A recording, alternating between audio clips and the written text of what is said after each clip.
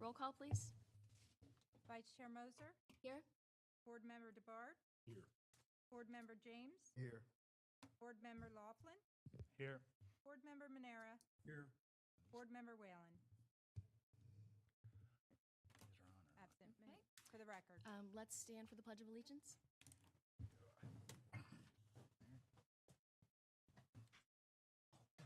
I pledge allegiance to the flag of the United States of America and to the republic for which it stands, one nation, under God, indivisible, liberty and justice for all. Okay, first item of business. Can I get a motion for the approval of the agenda? Motion.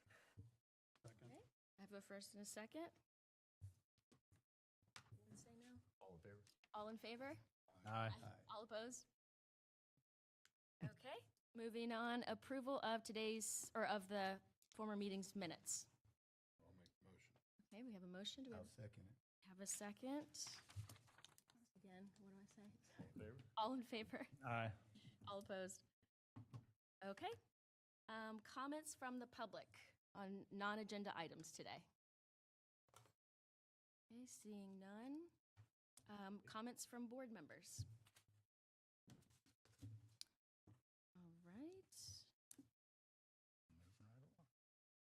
Okay, I saw it on one of these. Yeah, I did not. Is the next? So, item- yeah, so since there's no comments by the board members, then we move to the first action item, and I'll be happy to read the title. Okay, I thought today we were selecting a new chairperson. Oh, I'm sorry. And that should have been before even. Yeah, asking for I see comment. that, number I one. didn't want to interrupt, I'm sorry. Oh, okay. All right. Okay, So the section of the Code of Ordinances that discusses this, that it says the vice chair, which is yourself, in the absence of, or resignation of the chair, you'll be acting as the chair. Upon the vacancy of the chair or the vice chair, the CRB member shall elect one of them to fill the position at the next regular meeting following the creation of the vacancy. So we are here at the vacancy of board member Crystal. McChrystal had resigned last time, so you guys need to, I guess you could either, you're acting as chair, but you are the vice chair. You guys can pick a chair, or you can allow Vice Chair Moser to be the chair, and then you need to pick a vice chair as a backup, or appoint a new chair. Okay, So you guys can have that discussion and entertain motions on the matter. let's open it up for discussion. I'm going to go first. I do not have interest in being chair and running meetings, not my skill set. So, does anyone? I'd like to volunteer Mr. DeBerard Boy, to be the chair. I wouldn't volunteer for it, but I'm happy to serve if asked. I think you do a great job. I think so.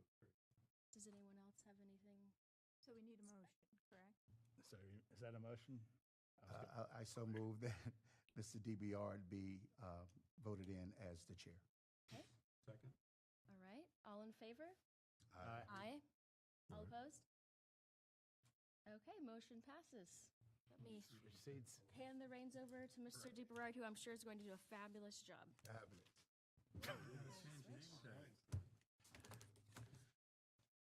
Okay. Trees. She was ready. Moving. Ready for the name. Moving right along. Obviously, that's why they call me Ready Freddy. Yeah, oh, believe it. You want? They wanted to call me, that's I was gonna do it. I'll sit wherever. The hot seat. but I mean, we don't have an issue. Covers a lot of stuff. That's good. He's thinking of bringing my laptop. The lawyer, something else. All right, I was drawing a blank on Frank's last name. so, action item number one, Mr. Baggett, can you read the resolution? Sure. So it's resolution number 04-2026 CRA, a resolution of the Board of Community Redevelopment Agency of the City of Stuart, Florida, approving the Street Tree Infill Program Master Plan, authorizing the implementation of the plan within the public right-of-way of the community redevelopment area, providing for an effective date and for other purposes. Do any of the board members have any ex parte communication to disclose? Chair DeBrard, we do not need to go through the blue outline on this one. This one is not a quasi judicial, so I think we have a presentation by city staff and the CRA to provide you with regards to the tree planting program. I appreciate And then that. we will probably, the staff will probably be seeking a motion for a recommendation to go to the CRA. Good afternoon, Panal Gandhi Savdas, CRA Director for the record. The CRA engaged with Kimley Horn to prepare the street tree infill program master plan for the community redevelopment area. I have the presentation up there. The purpose of this master plan was to provide guidelines for future street tree planting throughout the CRA. We evaluated the existing tree canopy conditions throughout the CRA's right-of-way. We identified planting opportunities within the right-of-way and then established a framework for future implementation, and we will identify funding opportunities to implement the program. What the plan includes, and the plan was provided to you as hard copies and also as part of your agenda, it includes inventory of existing street trees within the right-of-way, analysis of existing canopy coverage and opportunities for trees.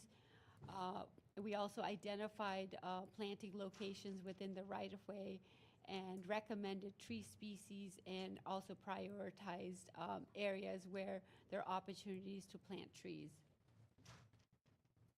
How the areas were prioritized were we looked at GIS system and identified areas where canopies where there were deficiencies in tree canopies, concentration of available tree planting opportunities, potential impact on the streetscape and public realm. The purpose of the program is to provide shade and make it more comfortable for pedestrian and walkability throughout the CRA. The next step is for the city staff to further evaluate these prioritization areas. We're going to look at if there are any site constraints or utility conflicts. We're going to also identify what the appropriate tree species are for those areas, because if there's overhead utilities, there's specific type of trees that we can plant wherever we have overhead FP&L lines, what the maintenance requirements are, and the feasibility of implementation. Today, we're just asking to adopt a master plan. It does not authorize staff to construct or commit any funding at this time. The future implementation of the program will require separate budget, appropriation, and approval by the CRB and CRA. So today's action is to recommend approval of and adoption of the street tree infill program master plan. I do have Jake Clemens and Rebecca from Kimley Horn, who's going to go a little bit more into the master plan and how it was developed and provide a recommendation for implementation. Jake, would you like to take over?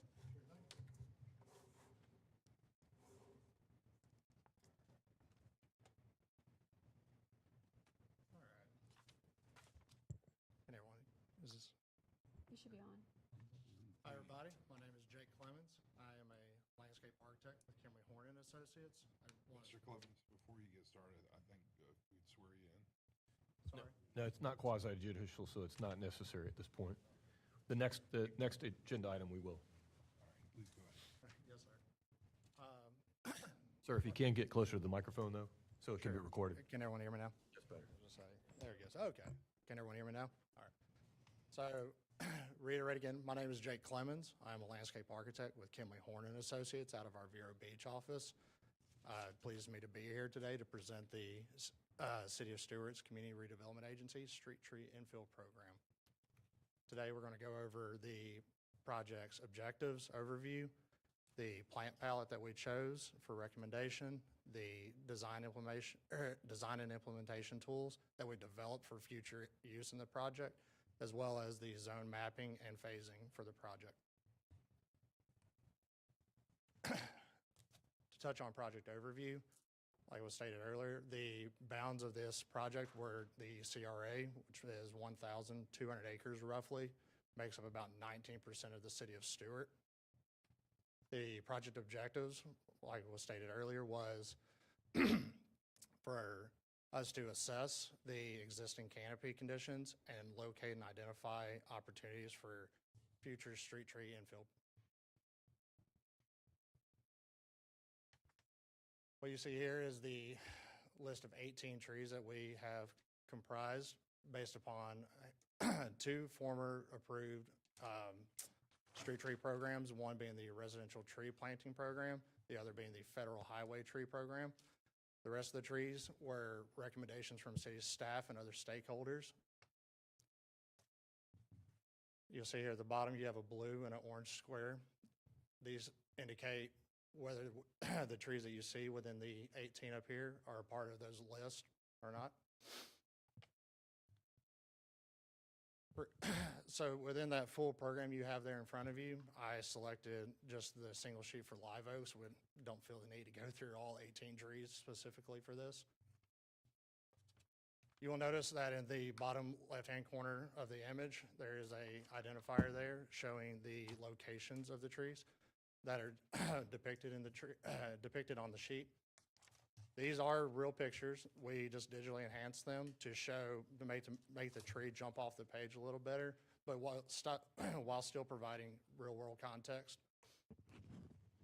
To the right-hand side of the picture, you'll find an applicability chart showing various applications for street trees and our recommendation whether or not you should implement the said tree in those particular applications. At the bottom, you'll find a further breakdown of more information regarding these trees. The main areas of focus I would like to draw your attention to will be the canopy spreads, the typical heights and growth rates, and whether they are evergreen, semi-evergreen, and deciduous. These are all common factors that play into street trees, and so should be highlighted. Next, I would like to go over the tree application matrix. So this tree application matrix is the compilation of those application category charts that you saw on the live oak sheet. We have one for each individual tree. What you'll see here is the recommendations again, but in an all-inclusive chart.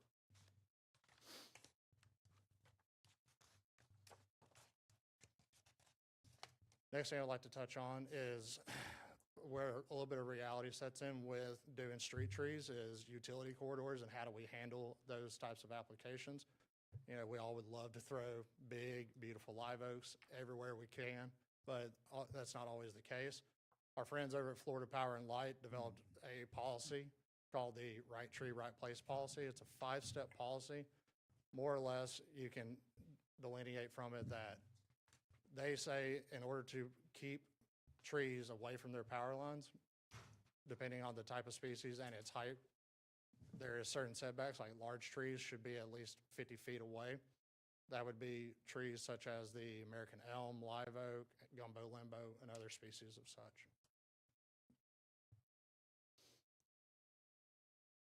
Here you'll find a breakdown of our opinion of probable costs for these. There's essentially 2 buckets that we put this into, one being code minimum trees. Code minimum trees based upon the City of Stewart's Land Development Code being 12 feet in height and 6 feet in spread. And then the price per tree, and that includes installation as part of that cost. And then the CRA's preferred trees, which the height and spreads will vary by species and availability at the time of implementation. These prices that you do see here are reflective of as of June 2026.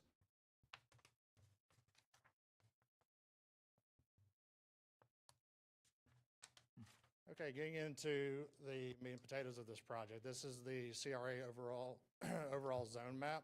It is broken down into 13 zones. And each of those 13 zones were categorized into 3 different phases by city staff and Kimley Horn collectively.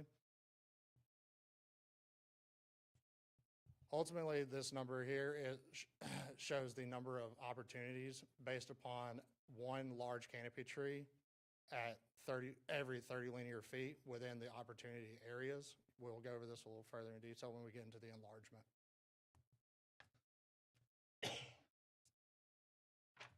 Phase 1 will be comprised of zones 9 through 13, making up about 53% of the total opportunities. Phase 2 is zones 5 through 8, which make up 25%. And phase 3, which comprises of roughly about 22% of the total opportunities. So zone 9 enlargement, this is, go back here. If you look, zone 9 is right there in the heart of Stewart CRA area. As you can see here. In the legend over to the right, you'll see there is 2 color codes that I want you to pay attention to. One being the tree opportunity zones and the other being the existing canopy zones. So the tree opportunity zones are the areas where there is no existing canopy at this time. The yellow showing whether there is either a natural canopy existing or or some kind of man-made intervention like a streetscape already being implemented.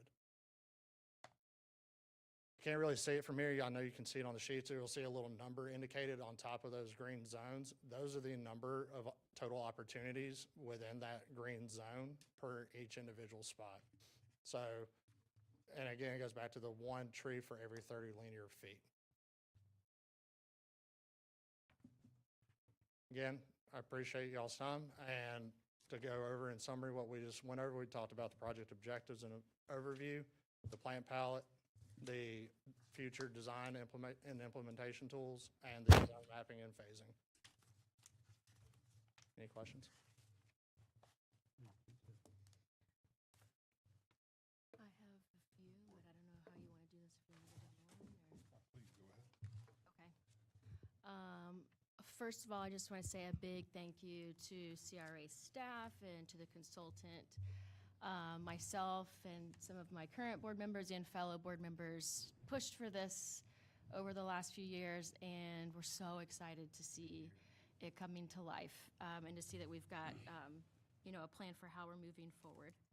I also want to say thank you that there are no tababuya trees on this list, because they just don't perform well as a street tree. I have tons of notes that I've just scribbled down in no random order, but I did want to say a few things. First is, I've got a little bit of a rub with the FPL setbacks. Okay. And I know they want us to abide by them, and obviously we don't want trees falling on power lines, but a 50-foot setback on a lot of streets means that you just can't put a street on any side of the street because the right-of-way is that narrow. That just completely eliminates streets. There is a very mature live oak across the street from me at St. Joseph's Catholic Church that's about 30 feet from one of the really big power lines. And over the years, they have lovingly trimmed it to where you can't even tell that it's been trimmed to avoid the power line.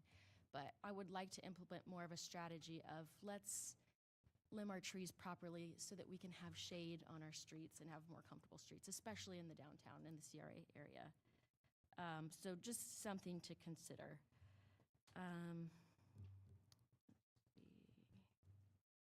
This is not specific to this project, and I don't know how we get it changed. Maybe it's a question for Jody or for the city attorney, but I think that the trees in our land development code that we're calling canopy trees really needs an update. I've said this a couple times for a few years, but I think we need to actually take action on it, because a silver buttonwood's not a canopy tree. Like when we're saying canopy tree, it needs to throw shade on the ground. You need to be able to stand under it and get a little bit of shade.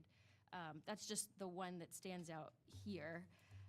But obviously it's affecting projects like this where we're pulling from the land development code. It's affecting new developments in the city where we're having these little tiny trees and we're calling them canopy trees, and they're not. So that's nothing on this project, but I did want to mention it because it just keeps coming up over and over again where I see these little trees and we're saying canopy, and they're not doing that job. They're doing a different job. Would I you like did- us to look at it for this program and maybe do a replacement? I mean, I'm comfortable enough with the list that you have on here Okay. that we can, avoid a silver buttonwood Sure. at all costs. But I just wanted to bring it up. And Ms. Did Mo- you all, Oh, sorry, Ms. Moser. yeah, go ahead. So, so there are a few trees that we did recommend, simply because of those application categories we Yeah. were looking at. And probably Obviously, utility you know, lines. And within utility areas, so we did implement a few trees that would stay under that height requirement of 14 feet for FP&L to be underneath the power line, Mm-hmm. while also taking into consideration like 3 to 4 foot strips along parking Right. stalls and whatnot. Yeah. So That's that's why a- those trees were included. That's a good not point. necessarily for I the kind of shade aspect. assumed that. One thing I did want to point out, in my neighborhood, there are a lot of royal palms, and not on the large power lines, but on the lower power lines, they just grow right above them. They're like 20 feet above the power lines, and they're not bothering a thing. And so I know we've got, I think, a 20-foot setback according to FPL. Yeah, it's the minimum frond length plus 20 foot, yes, ma'am. But just something to consider for the lower lines that are in the CRA.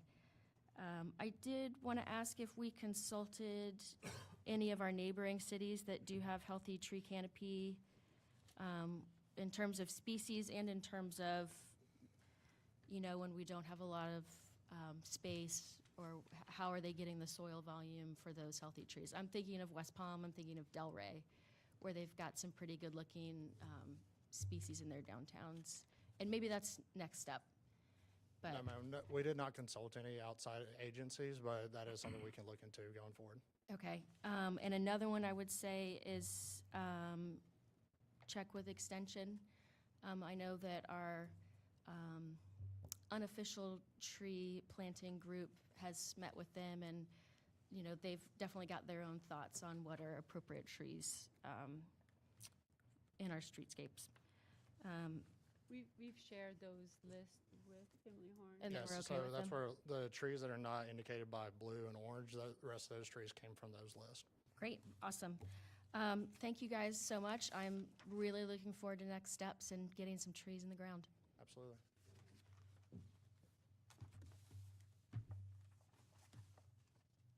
Any other questions?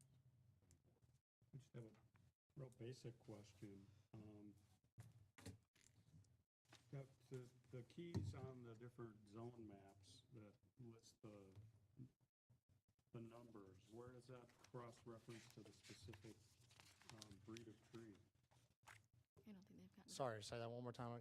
In other words, where you're listing numbers on the maps as far as opportunities, tree opportunities. Oh, so like the total number of opportunities within that zone. So that is where I went through and physically counted that up within that zone, and that is the number of opportunities within that zone. So those are not referencing specific tree types as far as recommendations? No, sir, it's only recommending it at a 1 tree per 30 linear I feet. understand.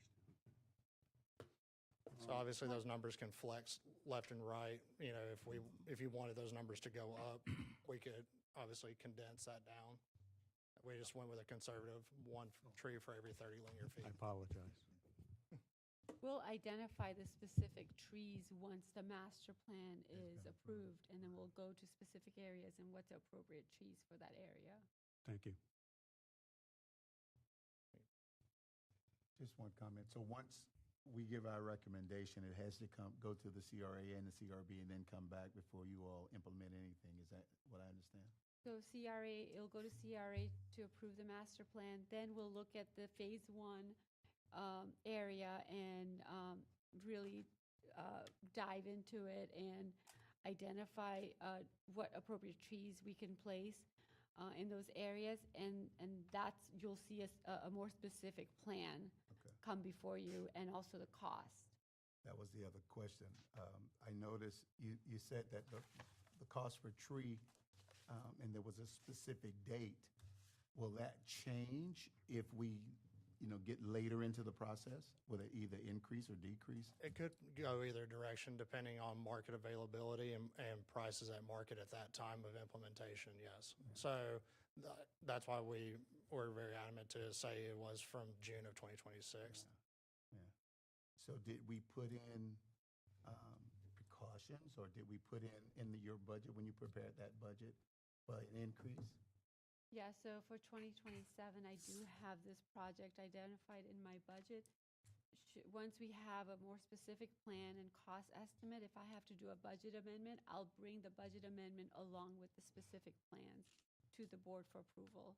Right now, I think about $200,000 for implementation, but it could be higher, so we can always do a budget amendment. Thank you for the work that you've done. Thank you. And your recommendation. Yes, sir. Thank you. Quick question. Yes, sir. So you said there's 3,163 trees based on, you said canopy, I think? So it's at a ratio of 1 tree for every 30 linear feet Yeah, I got that available part. within those mapped out green areas. And so let's say it was 50 feet long, we would have gone with 3 trees in that application to give it room on each side. And then Yeah. you have 3 trees every 30 linear feet within that. No, I So it's a get- very conservative number. No, I get you on that. I just didn't know, so that's factoring all the other trees that you said they're already, all the other trees in the city you had factored in? Yes, And sir. these are The just yellow the- shows existing canopy. Gotcha. Yes, sir. Right. And then there's 3 phases.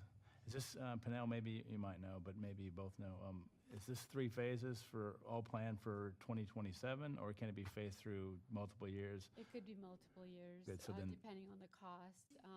Yeah, so, I mean, phase 2 could be 2 or 3 years, and then, so far. I would say this is about 10-year plan, Okay, very good. because, it is going to be expensive to do phase 1. I think he said that's about 50% of our trees. So 50% of that 3,000 trees that we, additional trees that we could plant. So 1,500 trees in phase 1 could take a few years to implement. Yeah. Okay, very good. Thank you. Thanks for Sir. your work. Thank you. Oh, Ties into my question. $200,000 was just mentioned, and I know we're at the very preliminary stages, and this goes way beyond the scope of starting to plan it. But just back of the napkin math, there's 3,163 opportunities, and you average $1,500, and I know it's, considerably more, considerably less. It's over $4 million just for the acquisition cost of the plants. So is there a conservative, middle of the road, and full bore prices is no consideration kind of idea of what the master plan would cost at this point? So no, sir, there's not an actual solidified number we have in our heads at the moment. Again, it would depend on whether you decide to value engineer it and go with lower cost plant material, or, maybe in more high traffic, high volume, high pedestrians areas, you'd want it to be nicer plant material like a Florida Royal Palm. Those are right now, because of the freeze that just came through, the market availability of those went way down, therefore the prices went way up on them. So that's kind of where we are on it right now. It's really going to come down to the targeted application in the next phase of this project, when we'll be able to probably get a better number to you on that. If you were to get more direction up front as to whether price was a strong consideration in this, would that influence Kimley Horn to pick a different 18 proposed trees? Potentially, yes. If that was the primary concern, is to be more value conscious, then yes, it could have potentially have influenced the plant material that was selected. But I've seen from most of that, that's your general commercial nursery stock. None of that's, only a few of the trees are a little more on the exotic side, like the orange Geiger. That's a little more of an exotic and hard to get your hand on tree. Understood. Thank you, sir. Yes, sir. Absolutely. Thank you. Sorry, I do have 2 more questions now. Yes, Looking ma'am. at the 3163, have you guys looked at underground utilities yet? No, ma'am. Underground utilities were not taken into So consideration. that's something for us to factor in, because for what I have seen of utilities in the city of Stewart, they're scattered all over the place. So we may not actually be able to get this number of trees in the ground, depending on whatever their standards are for how close we can plant to underground utilities. And are we going to have an arborist go out and take a look at existing trees for any that need replacing based on health or longevity? So we didn't have that in our initial plan, but that can be a part of when we get into the more targeted applications of this. If we're going to tie into an existing streetscape, for instance, that could be something that we look into, absolutely. Okay, great. I know we'll all have different concerns, and I'm hearing budget. Mine is making sure that we get trees in the ground that are going to be substantial enough that it's not going to take 30 years before they're providing benefit for us. So, you know, if we have to break this phasing into over 10 years instead of 5 years to get the right trees in the ground, that would be my preference. Right. And our goal is to have more mature trees, right? That's the purpose. We don't want to put a small tree that's going to take 50 years to grow. Yeah. So it's going to cost a little bit more to get those mature trees. Yes, Just sir. have a simple question on page 24, opinion of probable cost. The CRA preferred trees are the mature trees, they're much higher Yes, sir. cost. Those are the trees they were describing just now, the ones that would be a little more inclined to be prepared to already cast, like what Ms. Moser was saying, casting shade on the ground already.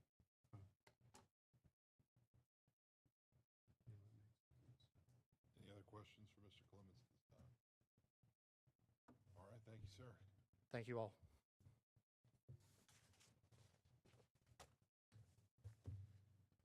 I am looking for an approval of the resolution to approve the master plan. Motion to approve? I'll second it. All right, is this, Mr. Back, is this a roll call or? No, yes, it is. So you want to repeat that there's been a motion in a second, and you'll ask for public comments on the motion, and if there's any further discussion. I appreciate it. All right, at this point, there's been a motion and a second. Any public comment on this issue? Yes, I have Clay Shearer.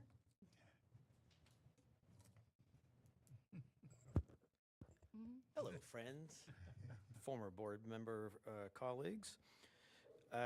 Clay Scherer, Stuart, Florida. Clay Treeman Scherer, actually, correction. So I would urge the board to approve the motion to add the tree infill program to the master plan. I think it's a great plan. And a big thanks to Panau and team to sort of spearhead this. For the areas outside the CRA in the city, we're very jealous because we'd like to do something similar outside the city. You heard reference to an unofficial tree planting committee. It does exist. It's sort of Project Shade Maker, as we've been calling it. The commissioners are aware and are supportive, and I think Michael has seen the rough plan, and he's excited. But what's great is that you all, with this plan and CRA, are kind of laying the groundwork. And so in the rest of the city, we can just use the same playbook, budget allowing, of course. But my purpose of standing up here now is just to share with you that there's a lot of folks and a lot of background into where we are today. Years of city residents volunteering time. As I mentioned, we have this sort of band of the Bad News Bears for Project Shademaker that have been working on this for the city. We're super excited about this current plan with the CRA, and I would urge you to approve this. I think it will get widespread support with the commission. The way I look at this and getting trees into the city is it's kind of like health of the river. You're going to find few folks that are against it. This is another one of those easy items to support. So thank you. Thank you, sir. Any other public comment? That's all public comment. Okay, having no further public comment, any comment or remarks from the board? Just one. Knowing that eventually CRA is going to go away, or CRA is going to go away, the boundaries are going to go away, will there be a time constraint? I heard you talking about maybe a 10-year plan.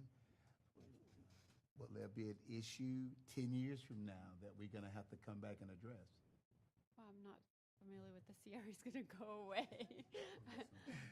There's always talk every few years that CR is going to go away, but right now, this is going to be budgeted, and Once it's budgeted, should the CRA go away, the money would just go back in the general funds, and the city can decide whether they want to continue implementing the program. Right.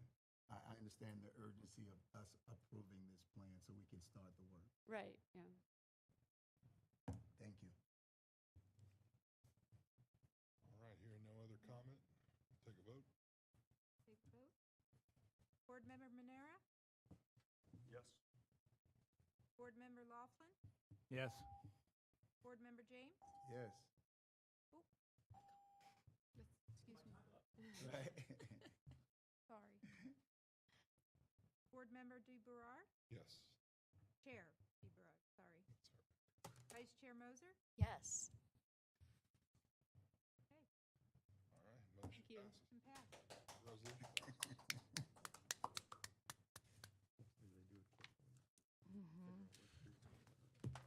Moving on. All right.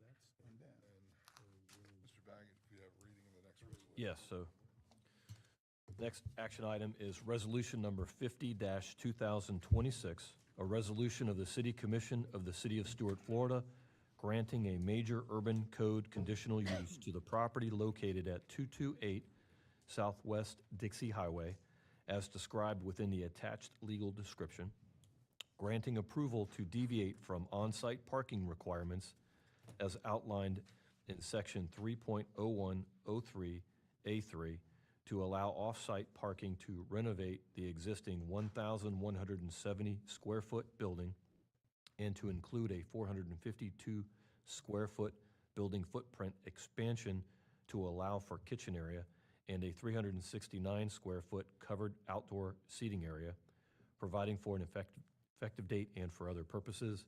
And as I mentioned before, Chair, this is quasi judicial, so we'll need to follow along with the blue sheet on quasi judicial hearing procedures. Thank you, sir. All right, do any of the board members have any ex parte communication to disclose? I have none. I have none. None from me. I sent an email to Jody with a question last week, but I actually never responded to her response, so I guess that's none, but maybe. Understood? All those giving testimony, please stand, raise your right hand, be sworn in. Will the testimony that you're about to provide be the truth, the whole truth, and nothing but the truth, so help you God? I do. All right, you may be seated. All right, please present the testimony and evidence and recommendation regarding this resolution. Good evening, Chair and board members. For the record, my name is Jody Kugler, the Development Director for the City of Stuart. Tonight, I'm presenting agenda item number 4. The applicant, Yolana Snupko, with ProGreen Technology LLC, is requesting approval of a major urban code conditional use pursuant to Section 11.01.11 of the City of Stuart Land Development Code.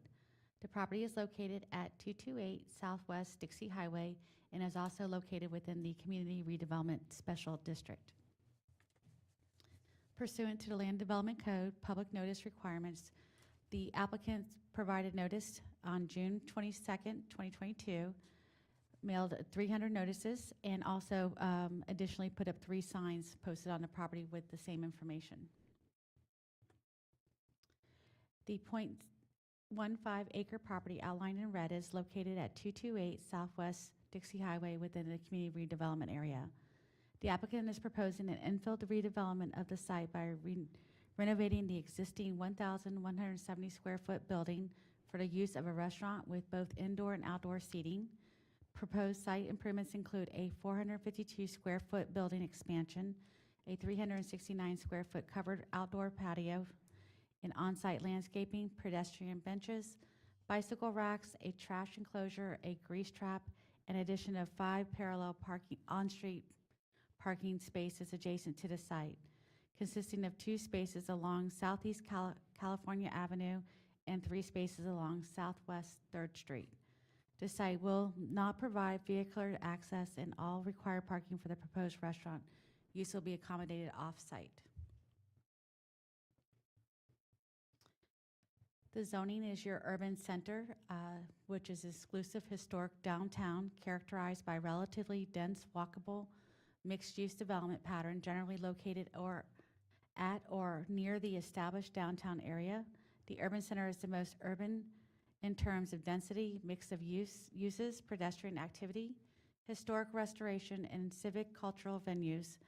In the South Point, the urban center is generally located in portions of the Potsdam subdivision that is a triangular portion bound by Albany Avenue, West Ocean Boulevard, and State Road 707 Dixie Highway along both sides of the historic district core, Osceola Street and Flagler Avenue, along portions of the southeast Boulevard, Southeast Ocean Boulevard.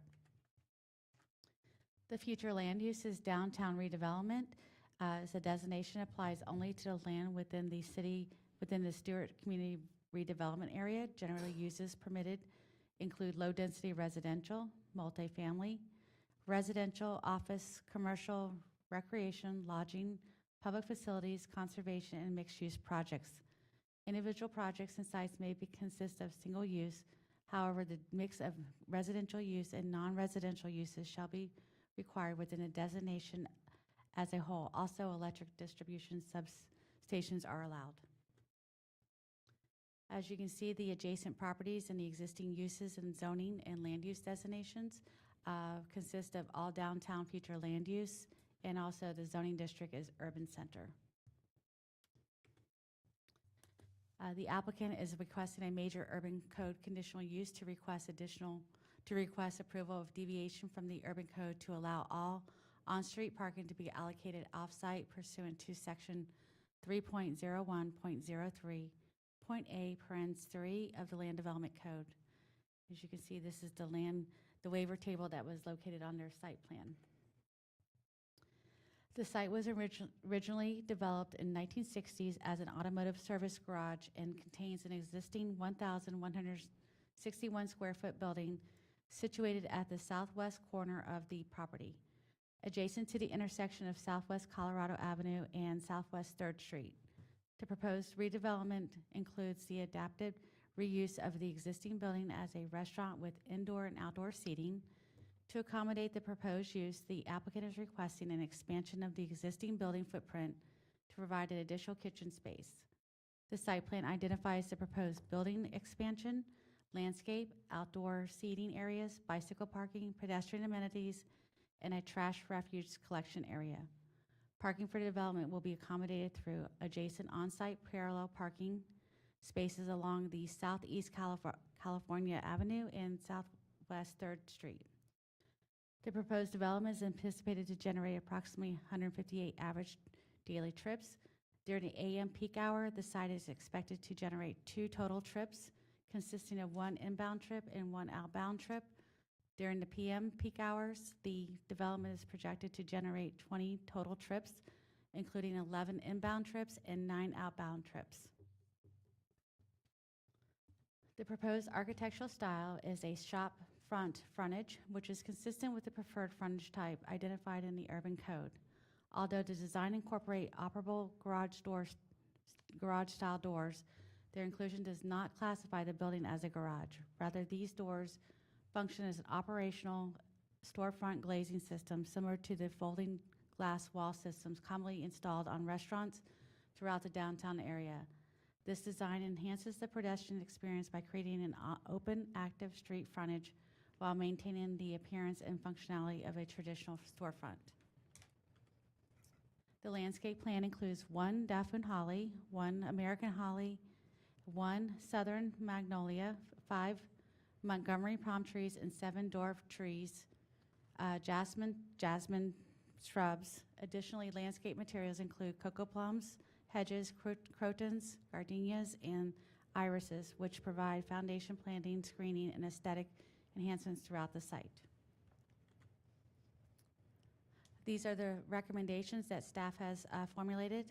Within 30 days of the approval of the conditional use, the applicant shall dedicate significant land use to accommodate the planned streetscape improvements along a portion of the property abutting Southeast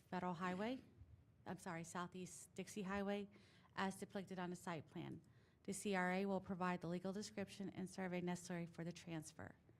The second condition would be within 30 days of the approval, of the condition of approval, the applicant shall contribute $10,738.32 to the city for the 6 parking spaces located within the city right-of-way adjacent to the subject property as depicted on the approved site plan. Number 3, all construction pertaining to the public works shall be installed, inspected, and tested in accordance with the City of Stewart minimum design and construction standards, latest edition, and the City of Stewart specifications and ordinance were applicable. In case of a discrepancies between the construction plans and the manuals, the most restrictive shall apply. Number 4, all required fees must be paid in applicable accounts. Water, sewer, and sanitation must be established before activating services. Number 5, the applicant, property owner, or development or successor in interest is responsible for ensuring drainage will not encroach on adversely affect adjacent properties of the public right-of-way. Number 6, sidewalks or roads damaged during the construction shall be repaired or replaced by the applicant, property owner, developer, and a successor in interest according to the City of Stuart standards. Number 7, temporary or freestanding storage units shall be prohibited on the property following completion of the construction. Number 8, you will be required to do a major, actually, it's going to be a minor urban code conditional use application for the public art. Staff has reviewed the proposed petition for the major urban code conditional use permit and determined they conform to the standards of review outlined in the Land Development Code and are consistent to the comprehensive plans, goals, and objectives and policies. Staff recommends that the Community Redevelopment Board forward a recommendation of approval to the City Commission for the major urban code conditional use petition, subject to the conditions outlined in the resolution number R50-2026. Thank you. This concludes staff's presentation, and the applicant and staff are here to answer any questions the board may have. The petitioner may now give testimony and call any witnesses.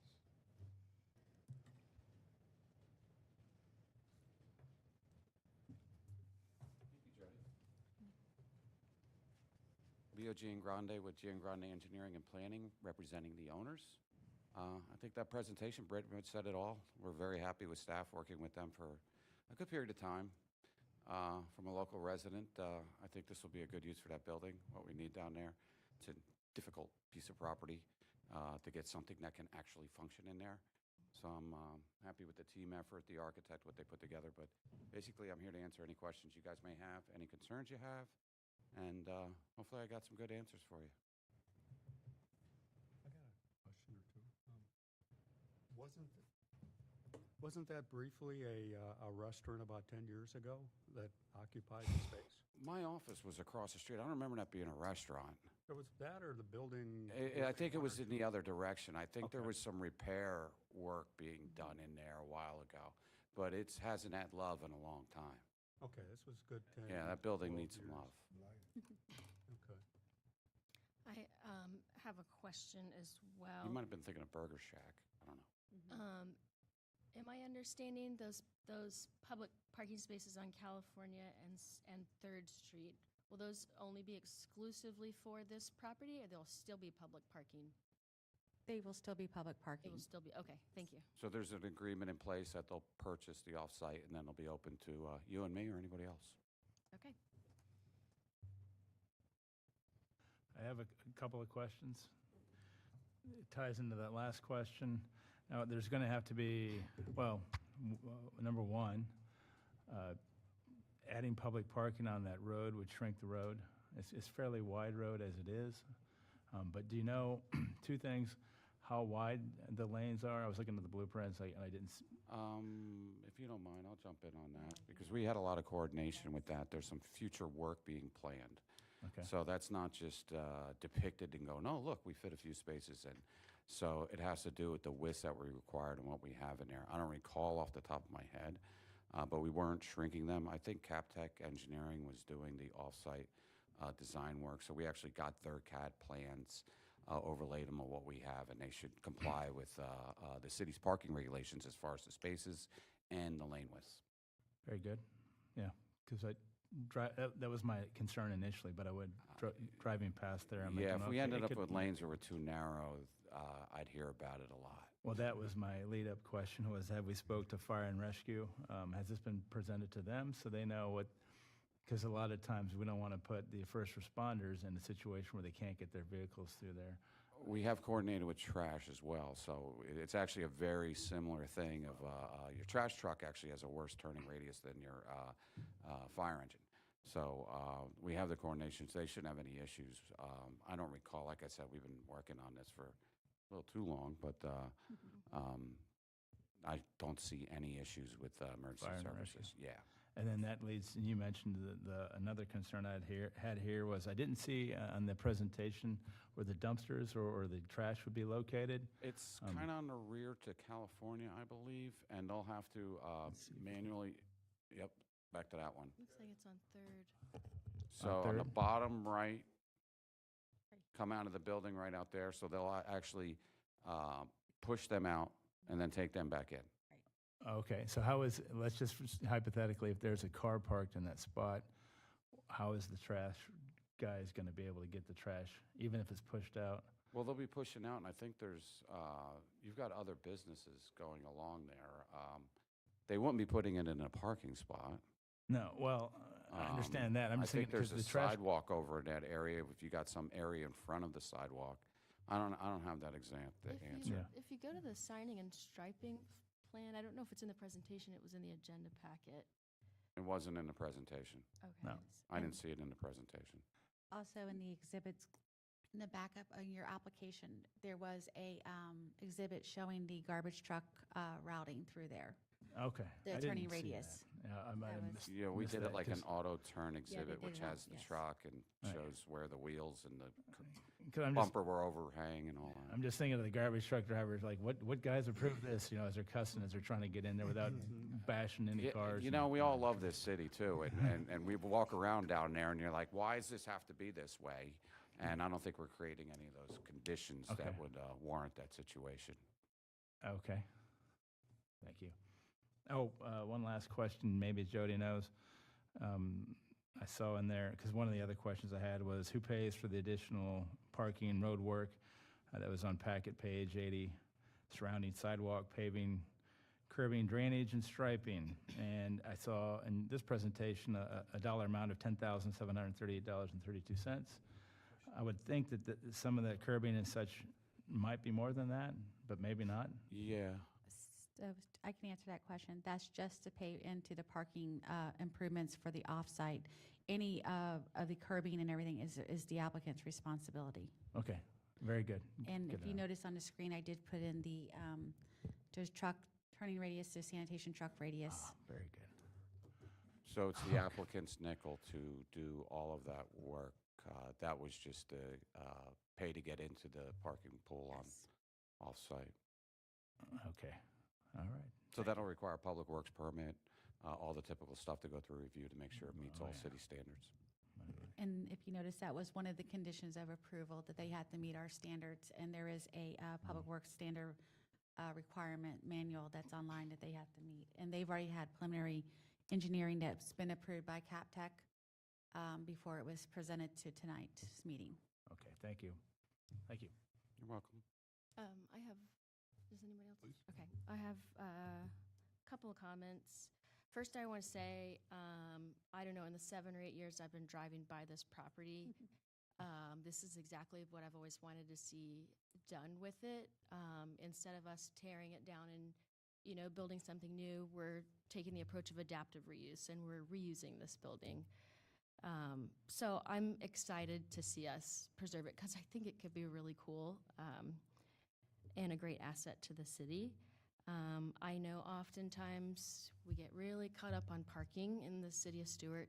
It happens all over the country, but I don't think there's any chance this lot ever develops if we don't make an exception to parking. So I just want to make that comment.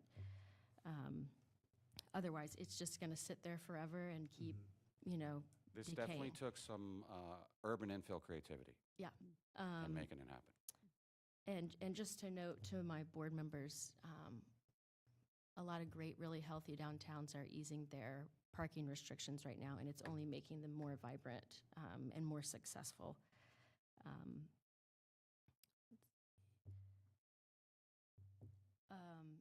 I would love to see a big old oak tree right in the middle of that paver space, but that's just my personal opinion.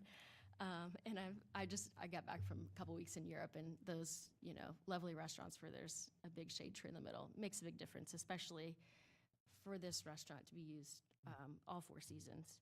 I did want to note one thing, which maybe this is a CapTech thing. I believe this is part of that Dixie Highway Streetscape program, but I caught this on that. these parallel parking spaces, in order to be MUTCD compliant, need to be set back 20 feet from the crosswalk, and they still don't look like they've been moved back. That doesn't look like it's gonna cause any issues with number of parking spaces for you all. They just need to scoot away, and the reason for that, board members, is in order to be able to see people crossing in the crosswalk, you've gotta get the cars pulled back far enough that they're visible to you, and so, CapTech does that pretty well. I got a lot of confidence that they'll yeah, nail that. it's just something, Jody, maybe you can pass it on to CapTech. It needs to be corrected. And maybe that's an old signing and striping plan that I'm looking at in the agenda here. But otherwise, that's it. I'm really excited about this. I think it's a great use for this property. I have a couple questions. What is the number of tables or seats that this restaurant is going to have?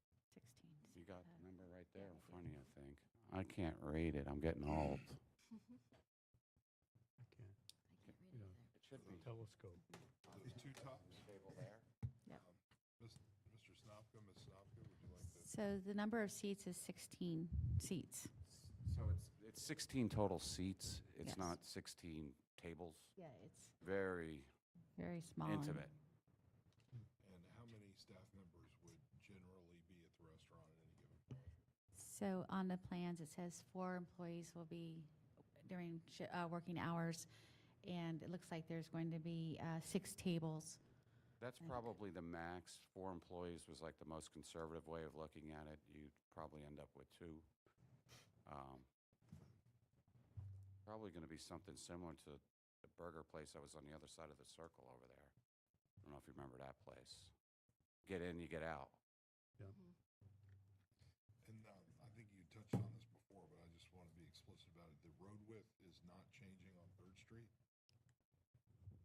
I don't know if it's changing. It's still going to be compliant with the standards. We're not compromising the road width. I don't know what the existing roadway width is to see if there's an extra 6 inches or a foot that they could have got to accommodate.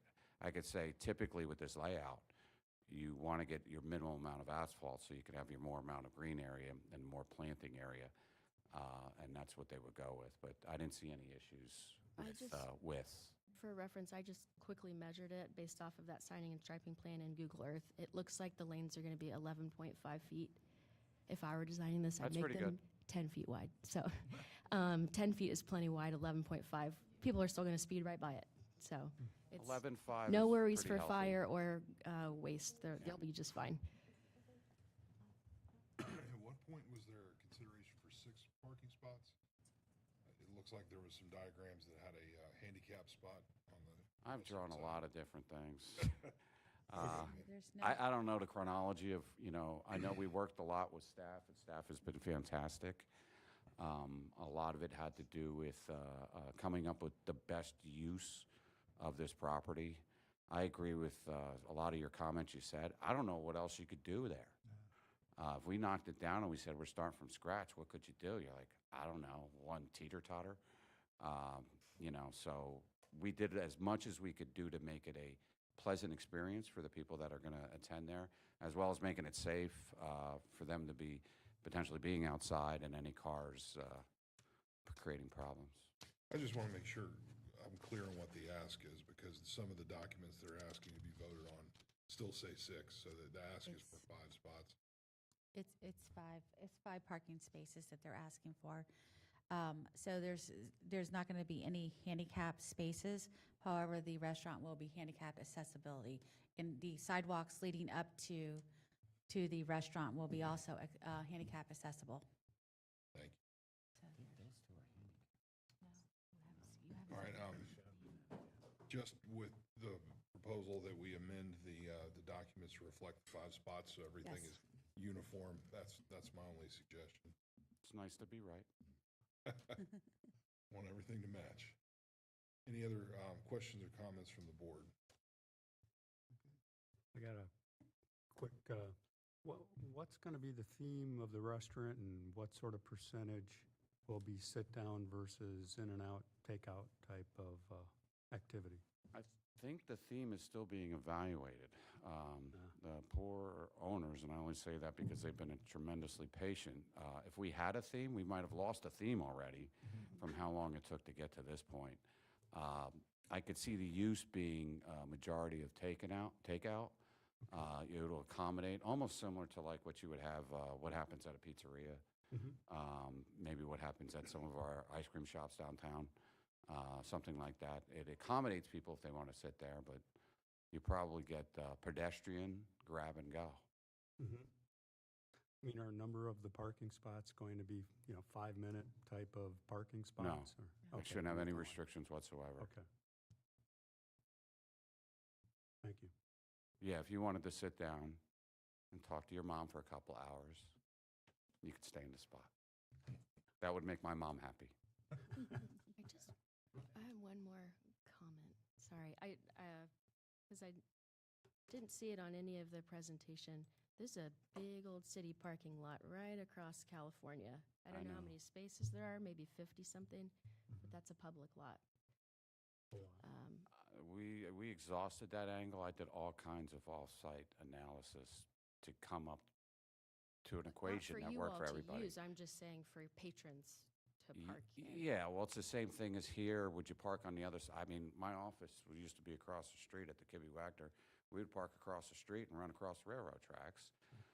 One, it's easier to get in and out. So we tend to adapt and do the path of least resistance. Any other testimony or evidence by the petitioner at this point?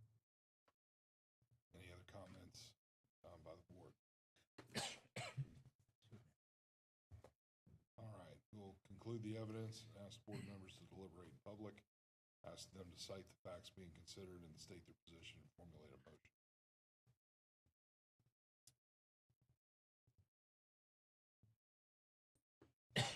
All right, if no one else wants to jump in, I'll move that we approve the resolution. You got to pass the gavel then. You didn't have to pass it. I move that we approve the resolution, taking into account your comments about making sure that the 5 parking spaces are reflected. I'm sorry, what was that? What was the motion? That all the documents reflect 5 parking spaces. That they ask is 5. Some of the documents reflect the number 6. Okay, reflect Ms. Mullins, 5 yeah. parking spaces, Right. correct? Yes. Okay. I just, the rules require that you make a motion for approval as is, or make a motion for approval with conditions, or non-approval. But the staff has identified 9 conditions of approval. So I just want, so the record's clear, you can consider those conditions of approval, add some, subtract some, that's up to y'all. But the motion should be clear, is it containing those conditions of approval recommended by staff? All right, let me see if I can do this. Motion to approve with all of the conditions of approval presented by the city, as well as making sure that the number of parking spaces is reflected as 5 throughout all documentation. That'll work. Okay. Any second for the motion? I second. All right, we'll take a roll call. Vice Well, Chair do we- Moser? Oh, wait, hold on, public comment? Yeah. All right. we need to- No, we have no public comment. All You right. can still ask if there any public wishes to make a comment. Just to round the bases, any public comment? Seeing no public comment, we'll take a roll call. Vice Chair Moser? Yes. Board Member Chair DeBerard? Yes. Board Member James? Yes. Board Member Laughlin? Yes. Board Member Manera? Yes. Resolution passes. Thank you. That means we get a free meal, right? No. We get a free meal on it? We got a parking spot. somewhere. Yeah. All right, any updates from the staff? Yes, so in the next couple months, you will see us a lot. We are going to be starting our evaluation appraisal report, which is our comprehensive plan amendments. We have to do this every 7 years.